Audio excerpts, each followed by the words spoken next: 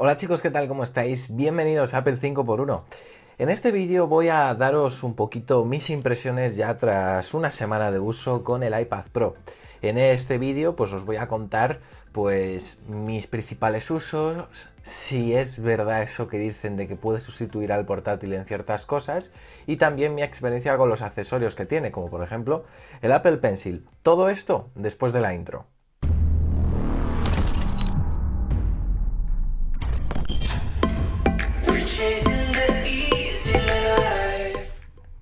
Bueno, no me voy a andar con muchos rodeos, ya acabo de decir en el sumario cuáles han sido mis principales pruebas con el iPad Pro.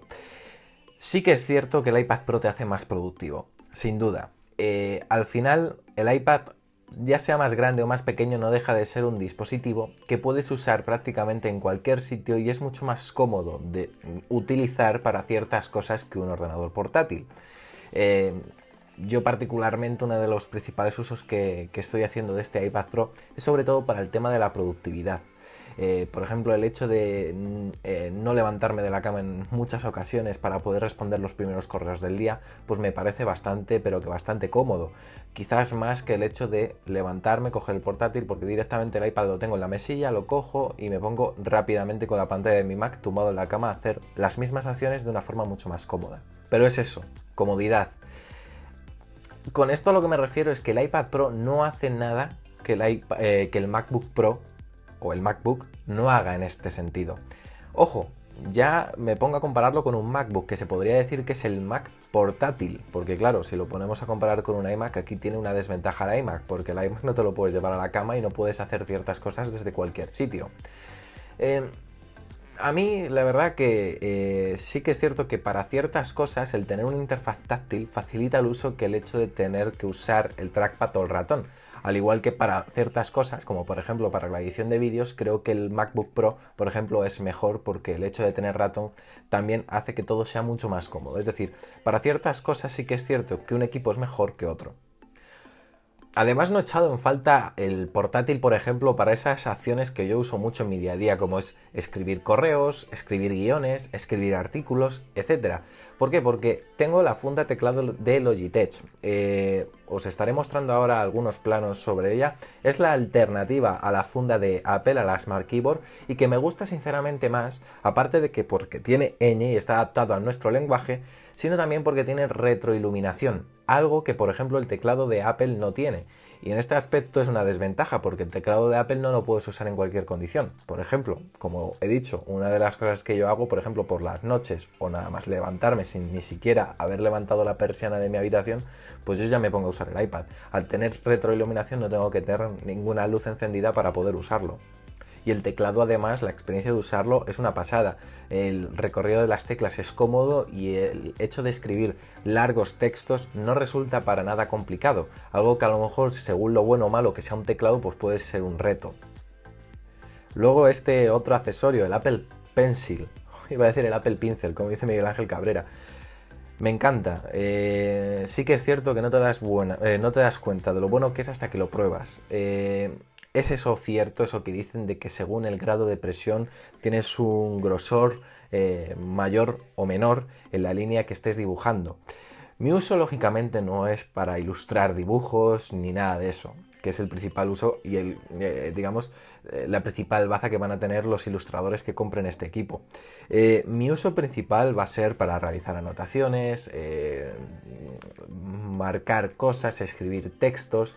En definitiva, a mí me va a venir muy bien por eso, porque yo en mi día a día sí que hago muchas capturas de pantalla y quiero hacer anotaciones, o cosas que le paso a los redactores para que corrijan, o yo hacer mis propios subrayados en los guiones. Para ese tipo de cosas, pues sí que me va a venir bien. Ahora la gran pregunta. En mi caso, porque antes de esto reflexionaba sin haberlo probado, esto de, ¿es verdad que el iPad Pro puede sustituir al portátil? Voy a hablaros de mi caso. A ver, estas son las conclusiones a las que he llegado. El iPad Pro puede sustituir al portátil, sí, pero para ciertas cosas. Por ejemplo, en el uso diario, por ejemplo, una persona que a diario realice búsquedas en internet, redes sociales, escriba guiones, en definitiva, haga labores de investigación, de ofimática, de escribir y tal, sí que el iPad Pro puede sustituir perfectamente al portátil, porque para esas opciones yo no he necesitado el ordenador ni he tenido la necesidad de decir voy a hacerlo mejor en el ordenador que es más cómodo. No, incluso me resulta más cómodo hacer ese tipo de cosas en el iPad, como he dicho antes, por la interfaz táctil. A veces es mucho mejor para unas cosas tocar que tener que estar con un ratón o con un trackpad. En mi caso, ya digo, el iPad Pro es un perfecto instrumento para aquellos administrativos, guionistas, community managers. Aunque parezca mentira, el tamaño de la pantalla en este aspecto sí que invita a hacer un uso mucho más continuado de este equipo para ese tipo de labores. Además, si lo combinas con un teclado, que lógicamente si quieres comparar el tema del iPad Pro con un portátil, lógicamente tienes que comprar un teclado.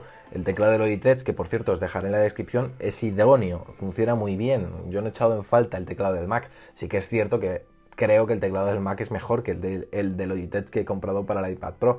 Pero, como digo, o sea, si te lo adaptas a tu gusto y estás cómodo, la interfaz ayuda mucho a su uso en ese tipo de cosas. Ni que decir para un ilustrador que tiene el Apple Pencil, pues va a poder usar este iPad Pro, vamos, con una soltura mucho mayor que a lo mejor con un trackpad, con un mouse, en un ordenador, o bueno, o ya te tendrías que comprar una tableta gráfica que te dé esas opciones, pero bueno, en el iPad Pro lo podrías tener todo incluido con solamente comprar la tableta y el Pencil. Ahora, sí que puedo llegar a una conclusión quizás definitiva, que es a la que al final llegan todos los que han probado el iPad Pro. El MacBook Pro considero que es más versátil. Con más versátil me refiero a que vale para muchas más cosas, aunque el iPad Pro puede profundizar en quizás un poquito más en ciertas cosas. Me explico. El iPad Pro lo puedes usar, como he dicho, para escribir textos, para dibujar, etc. Vamos a dejarlo ahí. Para más cosas, pero lo vamos a dejar ahí. El MacBook Pro, pues te vale también para todo eso, pero también te vale, por ejemplo, para editar vídeos. Que sé que en el iPad Pro también puedes editar vídeos, pero el hecho de no tener un gestor de archivos al uso, de tener que comprar ya un adaptador de terceros para solamente conectar una tarjeta SD, que tú imagínate, yo por ejemplo cuando edito vídeos con mis intros, con mis canciones, con imágenes que descargo de internet o con fragmentos de otros vídeos. Claro, yo eso en un ordenador lo tengo fácil, porque según estoy editando voy descargando o voy arrastrando de mi fuente a Final Cut, ¿sabes? En el iPad Pro no. Yo, lógicamente, no puedo importar de una forma tan sencilla y tan rápida mis fuentes de vídeo a un proyecto de vídeo, por ejemplo en iMovie. Además, no está Final Cut, que yo quizás estoy más familiarizado con Final Cut que con iMovie. En fin, para temas de edición de vídeo, que se me cae el iPhone, para temas de edición de vídeo no lo veo. Y ahí es donde digo que, por ejemplo, el MacBook es más versátil, porque puede hacer lo mismo que el iPad Pro, sí, pero el iPad Pro, por ejemplo, para un ilustrador le permite llegar un poquito más allá que si tienes un simple portátil, o para escribir textos incluso puede llegar también un poquito más allá, y espero que me entendáis. Por ejemplo, si tú tomas textos, sí, también lo puedes hacer perfectamente en un MacBook Pro, pero si quieres ir algo más allá, como por ejemplo realizar anotaciones, la precisión que te da un Apple Pencil no te la va a dar, por ejemplo, vista previa para Mac. Lógicamente, vista previa para Mac, pues ya tienes que recurrir a hacer anotaciones con el mouse o con el trackpad. No sé si me explico, ¿sabéis? Pero bueno, en definitiva, todo esto se va a arreglar con que iOS se vaya poniendo las pilas y, como siempre digo, que iOS cada vez se vaya separando entre su versión de móvil y entre su versión de iPad. Yo creo que ese es el camino para que el iPad pueda definitivamente convertirse en un... no sé si un complemento, pero una alternativa al portátil. Porque actualmente sí que es cierto que todavía le queda. El iPad Pro es Pro para ciertas cosas, pero para otras todavía le falta mucho, sobre todo en tema de versatilidad con un portátil. Y voy a leeros literalmente las conclusiones finales a las que he llegado con esta semana de uso de este equipo. Vamos allá. Solo he echado en falta mi Mac cuando tenía que editar vídeos con él. Verídico.